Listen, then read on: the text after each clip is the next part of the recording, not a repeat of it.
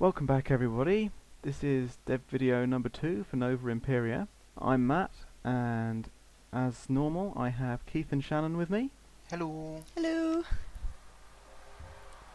So where are we going to start this week? Okay, so we've got the game running, and the first thing you can see is we've had a bit of work on the UI since last week. Me and Shannon have been working to make things pretty.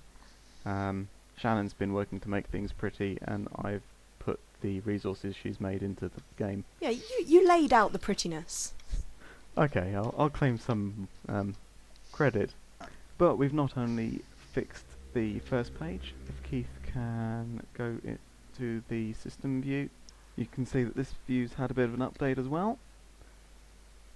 Acquiring a new system looks a little prettier than it did before. Oh yeah, we've got our little galaxy. The areas in the galaxy aren't in the right place to click on yet, but you know, it's getting better. The layout's much better than it was last week. We complained, and now it's better, even if not right. I don't think the GUI's improved much in the actual game, though there is a couple of new features to see. Go on, load up a system for us, Keith. Oh, we've got a loading screen. Like that. Yeah. That wasn't there. That's new. Even if it doesn't display right, it is new. We've got some new ships. Shannon's made us some new ships. You can see their icons just there. Thank you, Keith. We've done a little bit of crash rebalancing. Last time you may remember that ships didn't go anywhere very fast, and when they did finally get there, they exploded really quickly. That has now been resolved. We've made everything 10 times faster, except combat, which is 10 Yay. times slower. Yeah, but that means you actually get some combat. Yeah. I have to stress, these are not final balancing numbers in any way. Everything has 1 hit point, which is why it exploded last week. Because the weapons also do 1 damage. Anyway, let's not wait for this, because that's going to take a while. Our final feature of the week, we have an exit button. Yes, new ability. Achievement unlocked. Right, so, we have decided that each of these videos we're going to concentrate on a different area of the game to give you guys a bit more information about how the game works. Last time we did a very quick overview of the whole game, really, giving you an idea about how it would play out, vaguely. But this time we're going to concentrate on a particular area. So we have selected resources and stats to look at this week. All the ships in our game contain lots of different resources, or can contain lots of different resources. You could have seen them on the right of the game previously, but this shows us all of the resources that we're planning to put in the first version of our game, and how you produce them all. We've generated this big graphic to show everything in as simple a way as we can. It's still not very simple though. Red icons on this image represent resources that can be mined from objects like planets and asteroids. So if we have a look at the very top left, you can see that oxygen and hydrogen are just basic resources. The green shapes represent modules that can be built onto the ships. In the top left you can see the fuel mixer. The fuel mixer takes in oxygen and hydrogen and produces oxyhydrogen, which is the fuel that our ships burn in their engines. As you can see, the large and small thrusters take in oxyhydrogen and produce thrust. Thrust is an example of one of the stats in our game. It's not a resource, you can't have an amount of it. However, if the ship has some thrust, it can move at a speed. Lots of the stats work in similar ways, and you can see that there are different modules producing all of the different stats at the bottom of this image. There's not really a lot extra to talk about here. I mean, it's been up on the screen for a while now, and you can pause and have a good look around yourself. Red border indicates that those are resources that we intend to use for construction materials. So ships will be built with them, modules can be built with them. I think that's everything. Are we going to explain storage or leave that for another time? I know, Keith. Why don't you tell us about our storage stats? Why, thank you, Matt. There are currently 3 storage stats in the game. The most common is cargo, which is used to store solid materials, which is the majority of the resources in the game. There is what we've called tank, which is for fluid materials, so this includes all gases and liquids. And then there's capacitance, which is used to store energy and is provided by batteries and generators. Okay, so we've had a good look at our resource tree. Let's show you some of this in action. So we've already pointed out the fuel mixer that mixes oxygen and hydrogen and makes oxyhydrogen. You can thank Keith for the naming of some of these things. Okay, so we're going to have a look at building a new module. We're going to be working on a starbase. So we open the details, and you can see this has been quite built up already. It's got lots of modules on it. If we have a look on the right, you can see it's got 75 hydrogen, 150 oxygen, and somewhere there it should say how much oxyhydrogen it's got. 0. Oh, it hasn't got any. Oops. So, I think we should build a fuel mixer. Sad face. Yeah, it doesn't have an asset yet. The fuel mixer's getting built, and the oxygen and hydrogen are now getting mixed into oxyhydrogen. We can also build modules to increase the different stats of the ship, and once that fuel mixer's done its job, we can go and build something else. So, now the fuel mixer's done its bit, we don't really need that anymore. We haven't got any oxygen or hydrogen left, so we can dismantle the module and reclaim all the resources that we used to build it.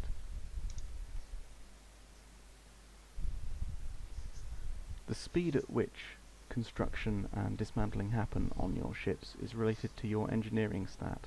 This is much faster than it was 2 weeks ago because this starbase has an engineering of 2, whereas the cockpit we had last time only provided 0.2, which is much less. All of these stats are being generated by the different modules on the starbase. For example, if Keith makes a fluid tank, we can store more liquid in the tank stat. You can see the tank stat going up. Tank, along with cargo and capacitance, are our storage stats. They allow you to store resources inside them. The fact that we've got 1,000 tank now means that we can store 1,000 units of liquid. Currently we're only storing 37.5, so we've got loads of space. And the hydrogen deuteride. Is that liquid too? Gas. And the oxygen. Oh yeah. There's a lot more in there than we thought. Yeah. Then a quick summary of the other stats I think would help. Starting from the top of the list, transfer is the speed at which you can move resources from this ship to another of your own ships. Trade is the speed at which you can transfer resources from one of your ships to a ship of another faction, earning credits or whatever from the transaction. Mass is how heavy the ship is. Heavier ships will be harder to move with engines. Thrust is how much thrust it's got. Works against mass to determine your speed. Engineering is the speed at which you can build stuff.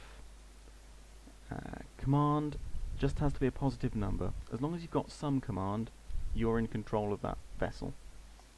If you run out of command, the whole thing becomes a derelict and just floats away in space. It's quite annoying. And warp is how stable the vessel is to enter warp space and move around the map. This one's pretty unstable. It's a starbase. It doesn't move. We went over this last time. And that's how stats and resources and modules work. And I think that's pretty much all I've got to say on stats and resources. So, what's up next? What is up next? What you've been working on? What have I been doing? I've mostly been doing bug fixes.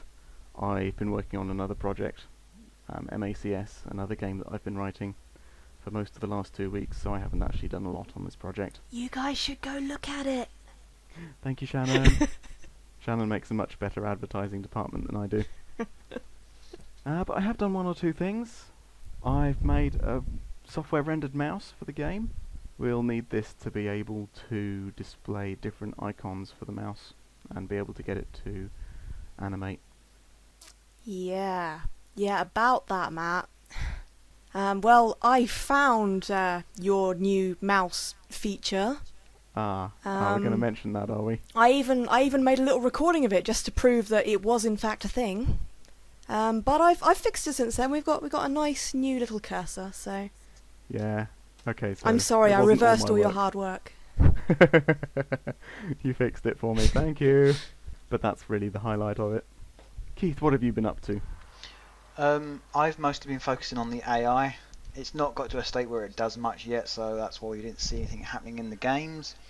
But I'm slowly making progress with it.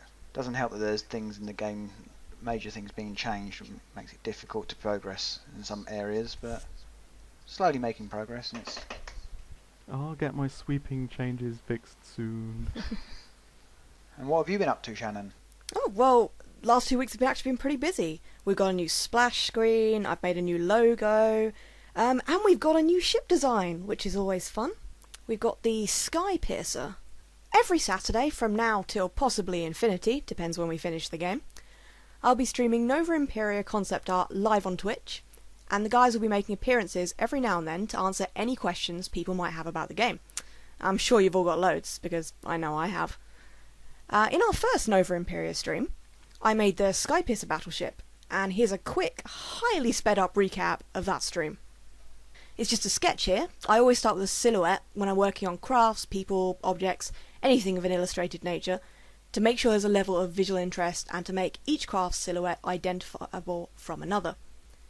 You might have noticed that the starting point for the Skypiercer was one of the concept silhouettes from last week's concept art spotlight. And if you did, congratulations, a gold star, but that's all you're getting. The ship graphic is built up in layers of detail till we end up with the finished product, so it starts with that concept we had and ends up with, well, what we've got at the end of this. You'll notice I only technically draw in the line art for one side of the ship, because from the get-go we decided the ship was going to be symmetrical. And of course that was the easiest way to achieve a non-lopsided ship. All the image lighting and colouring though is done on the whole vessel. Now this is just a clip of the full art video. If you click the annotation on the screen right now, you can go watch it. And we'll also pop a link in the video in the description below. Okay, apparently the next thing on our list of things to do is surprise. Oh yes! Would one of you two care to elaborate? Might be a good idea, yeah. Well, I get all of our program commit descriptions straight to my email inbox, and let's be honest, there are an awful lot of them. So I've decided to do a segment on the Program Commit Description Awards. I have a shortlist and a winner for this week. Sweet. I knew you would love this, Keith. Oh yeah, come on, I can totally win this. I have a first, second, and third place. I am so very word I can't remember right now. So very prepared. Best word to forget. Okay, in third place, number 921, we have Matt's code commit with moved colour loading to separate phase of ass. Now, Matt, I'm sure that's not what you meant to put. That's not what I remember writing. No, the character count cut off just halfway through the word asset, I think, there. But it was highly amusing when I read it in my inbox. You're welcome. Not intentional, that one. In second place, we have Matt again. Yes. And I remember this one because it was at 2 a.m. This was code commit 1094. We've got yet more test code, please don't kill me, Keith. Like, evidently Keith hasn't killed you yet, so that worked. He must have read that. He hadn't known. And first place, drum roll please. This is commit number 1000. We have Keith with mwahahaha 1.1. I can't remember what was even in that commit. You get a round of applause, Keith, and maybe if I see you in the near future, I will buy you a cake. Yay, cake. And now we know someone's watching, we'll have to make sensible commit comments. Nah. Or I'll get to do another one. I like this segment. See you again in 2 weeks, everybody. But before we go, don't forget to like and subscribe and follow us on these various social media links. Woo! Yay!